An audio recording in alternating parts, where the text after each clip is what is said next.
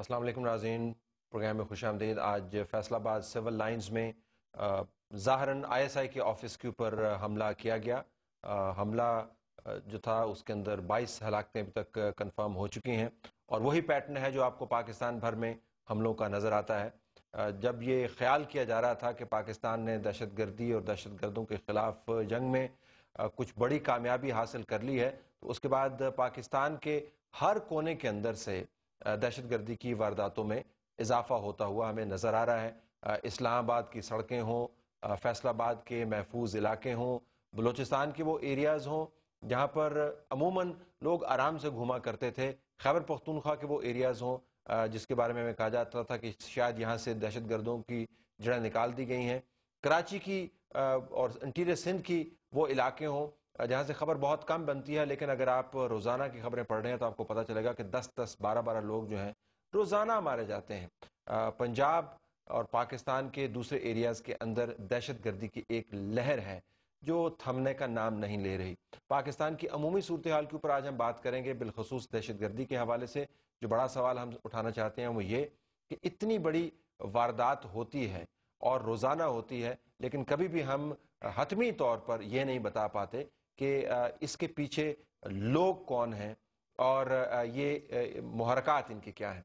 हमारे पास इस्लामाबाद स्टूडियोज़ में सेनेटर लश्करी रईसानी साहब मौजूद हैं जो पाकिस्तान पीपल्स पार्टी की नुमाइंदगी कर रहे हैं, लेकिन उससे बढ़कर सूबा बलूचिस्तान की नुमाइंदगी कर रहे हैं, उनके हालात से बहुत अच्छी तरीके से वाकिफ़ हैं। बहुत शुक्रिया आपने हमें ज्वाइन किया। नाज़रीन, पेशावर से बैरिस्टर इरशाद अब्दुल्ला साहब जो सूबाई वज़ीर हैं फॉर लॉ खैबर पख्तूनख्वा, आपका बहुत शुक्रिया अब्दुल्ला साहब, आपने हमें ज्वाइन किया। सिंध से नाज़रीन मैं उम्मीद करता हूँ कि शाला रज़ा साहबा जो डिप्टी स्पीकर हैं सिंध असम्बली की, वो भी हमें ज्वाइन करेंगी। और पंजाब से दोस्त मोहम्मद खोसा साहब जो पंजाब के सूबाई वज़ीर हैं फॉर कॉमर्स एंड इन्वेस्टमेंट, वो भी हमें ज्वाइन करेंगे। मैं चारों मेहमानों को खुशामदीद कहता हूँ। Let me start with you लश्करी रईसानी साहब। आज चलें, बलूचिस्तान से एक खबर ये आई कि नसीराबाद में जो 2 जज थे जो अगवा हो गए थे 10 दिन पहले, वो वापस आ गए हैं, तो इसके ऊपर चलें, अच्छी बात है, कुछ थोड़ा सा इत्मीनान हुआ।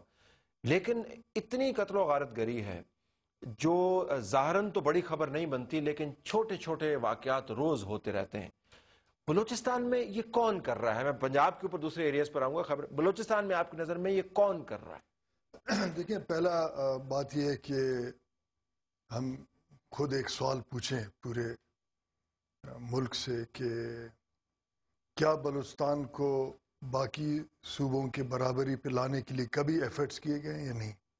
एक बात, क्या बलूचिस्तान के लोगों की पसमानदगी दूर करने की कोशिश की गई या नहीं।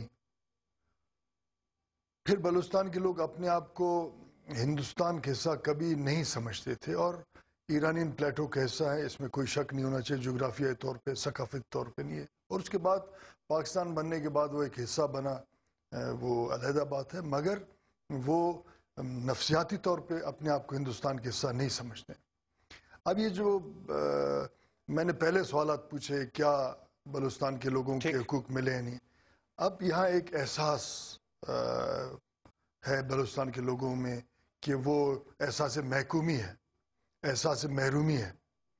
और जब भी हमारे शुमाल या जुनूबी बॉर्डर्स पे कोई सुपर पावर आता है तो इस एहसास को एक्सप्लॉइट किया जाता। ठीक, पहला जिम्मेदारी हमारे फेडरेशन का होना चाहिए था कि बलूचिस्तान को बाकी सूबों की बराबरी पे लाना चाहिए था और पॉलिटिकल प्रोसेस में एजेंसियों की दखलंदाजी ना होता, जेन्युइन लीडरशिप आके डिलीवर करता और वो मामलात को खुद कंट्रोल कर सकते।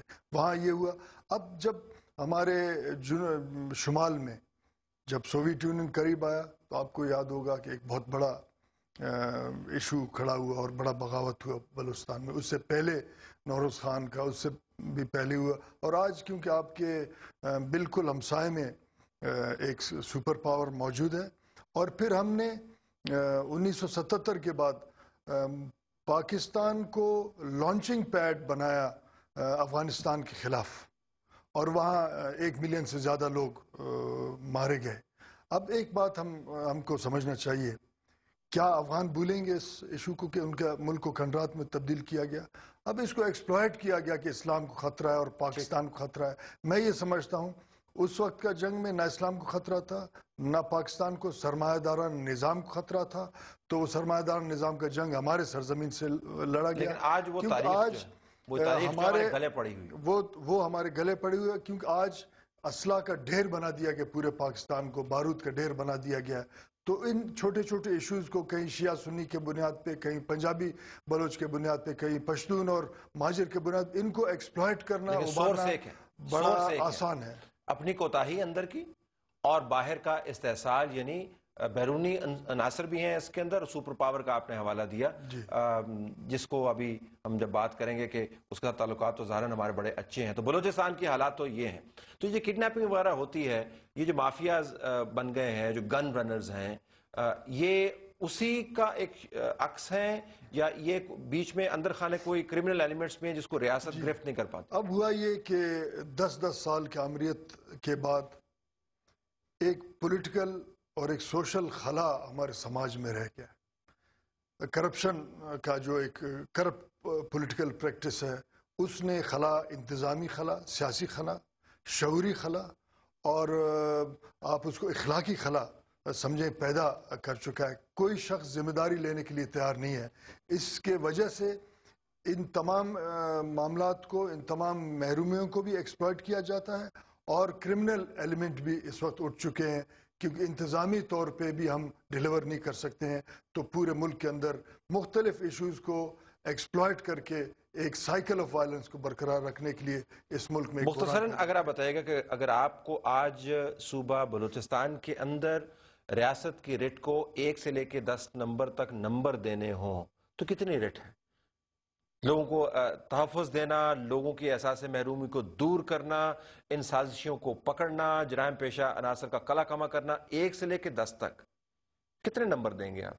میں 5 نمبر دوں. 5 نمبر دوں. Barely possible. لیٹ می شالا رضا صاحب بھی ہمارے ساتھ لائن پر ہیں، but let me ask barrister Irshad صاحب. السلام علیکم بیرسٹر صاحب. جی آپ نے کچھ بات تو سنی ہوگی. خیبر پختونخوا کے بارے میں آج بھی وزیرستان کا دورہ کروایا گیا صحافیوں کو اور وہاں سے بتایا گیا کہ ہم نے یہ ایریاز کلیئر کر دیے ہیں، اور مالاکنڈ کے آپریشن کے بعد تو ہمارا خیال تھا کہ صوبہ خیبر پختونخوا کے حالات بہتر ہو جائیں گے. لیکن اتنے تواتر سے دوبارہ سے حملے شروع ہو رہے ہیں، مختلف قسم کی وارداتیں ہیں. کہیں پر سوسائڈ اٹیک ہو رہا ہے، کہیں پہ ٹارگٹ کلنگ ہو رہی ہے، کہیں پہ اغوا ہو رہا ہے، بچوں کے اسکولوں کو اڑایا جا رہا ہے، بچوں کے کالجوں پر حملے ہو رہے ہیں.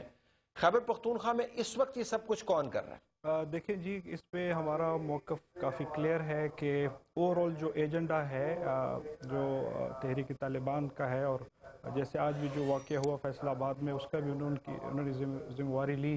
اس طرح نوشہرہ میں یا ملک میں جو بھی واقعات ہوتے ہیں زیادہ تر وہ لوگ اس کی ذمہ داری لے لیتے ہیں. تو دیکھنا یہ ہوگا کہ یہ لوگ کس کے ایجنڈے کے اوپر چل رہے ہیں اور یہ ان کو فائنانس کہاں سے آتا ہے. اور یہ لوگ ہم تو یہ سمجھتے ہیں کہ یہ افغانستان کی طرف سے آتے ہیں، اور چونکہ سردیاں تھیں تو سردیوں میں ان کی آمد و رفت میں تھوڑا خلل ہوتا ہے، اور پھر آرمی نے بھی ان کا کافی ان کے راستے روکے ہوئے تھے. لیکن چونکہ موسم ابھی گرمی کی طرف جا رہا ہے اور شاید راستے ان کے کھل رہے ہیں، تو اس وجہ سے انفلٹریشن کچھ زیادہ ہو رہی ہے. تو اس وجہ سے یہ واقعات میں تیزی آ گئی ہے. لیکن ارشاد صاحب، لیکن گزارش میں ایک سوال یہاں پر کریں، لیکن ہمیں تو بتایا گیا تھا تحریک طالبان پاکستان کا عملی طور پر ہم نے خاتمہ کر دیا ہے، اس کو محدود کر دیا ہے چند ایک علاقوں کے اندر. وہ وزیرستان کے علاقوں میں ہے، میران شاہ کے گرد وہ گھومتی ہے. ہم نے اس کو خیبر ایجنسی سے نکال دیا، ہم نے اس کو بھگا دیا، کوہاٹ سے بھی نکال دیا، مالاکنڈ میں اس کا کلا کما کر دیا، اس کے ڈپٹی کو ہم نے پکڑ لیا. ہمیں تو یہ کون سی تحریک طالبان پاکستان ہے؟ دیکھیے جی، میرے خیال سے وہ تو شاید ہم سے زیادہ لوگ جانتے ہیں کہ یہ کون لوگ ہیں. لیکن کم از کم جو ہمارا اپنا جو صوبہ ہے، جو صوبائی گورنمنٹ کی جہاں پر ریٹ کی بات آتی ہے، اگر مالاکنڈ ہے یا دوسرے علاقے ہیں، تو اس میں تو اللہ کے فضل سے بہت بہتری ہے. 2008-9 سے آپ کمپیریزن کریں تو اس سے تو ریٹ بحال ہو چکی ہے. وہاں پر کورٹس ابھی کام کر رہی ہیں، وہاں پر پولیس اسٹیشنز کھل گئے ہیں، اور میجسٹریٹس، اے سیز، ڈی سی او سارے لوگ کام کر رہے ہیں. اس لحاظ سے تو ہمیں کافی کامیابی ہے. لیکن یہ جو اسپوریڈک انسیڈنسز ہیں، یہ جو چونکہ ایجنسیاں ہیں آس پاس پشاور کی، تو یہاں سے انفلٹریشن ہوتی ہے. اور ایجنسیز میں جو ہے ہم یہ سمجھتے ہیں کہ باہر سے افغانستان کی طرف سے یہ لوگ آتے ہیں اور ان کو ٹریننگ بھی ملتی ہے، اور پھر جو ہے पैसा भी आता है, तो इसमें डेफिनेटली सिर्फ एक मुल्क तो नहीं होगा, डेफिनेटली इसमें बड़े और भी ममालिक होंगे जो कि यानी मालदार तरीन ममालिक में शायद आएँ, और वही लोग अपना एजेंडा इधर हम पे मुसल्लत कर रहे हैं, और हमारे ही लोगों को पैसे देकर अपने ही लोगों को मरवा रहे हैं, क्योंकि मस्जिद में रईसानी साहब की तरह आपने भी बैरूनी फैक्टर का जिक्र किया। बलूचिस्तान के अंदर, खैबर पख्तूनख्वा के अंदर अपनी कोताहियों के अलावा बैरूनी फैक्टर जो है वो बड़ा वाज़ेह नजर आ रहा है। मैं एक ब्रेक लेता हूँ, ब्रेक के बाद मैं पंजाब से भी तज्जिया लूंगा कि खोसा साहब का क्या ख्याल है, और शैला रजा साहबा से भी पूछूंगा कराची के अंदर रोजाना लोग जो हैं वो मारे जाते हैं, और छोटी छोटी खबरें लगती हैं कि फलां जगह पर एक शख्स मारा गया, फलां जगह पर एक शख्स मारा गया, मिला के पढ़ें तो 10-11 बनते हैं। फैसलाबाद के अंदर जब 22 अफराद हलाक होते हैं तो खबर बड़ी बनती है। कराची के अंदर छोटी छोटी खबरों से जब 12-14 लोग मारे जाते हैं तो बड़ी खबर नहीं बनती, लेकिन वहां पर भी लॉ एंड ऑर्डर की सिचुएशन है। क्यों है? I will ask this question after this break.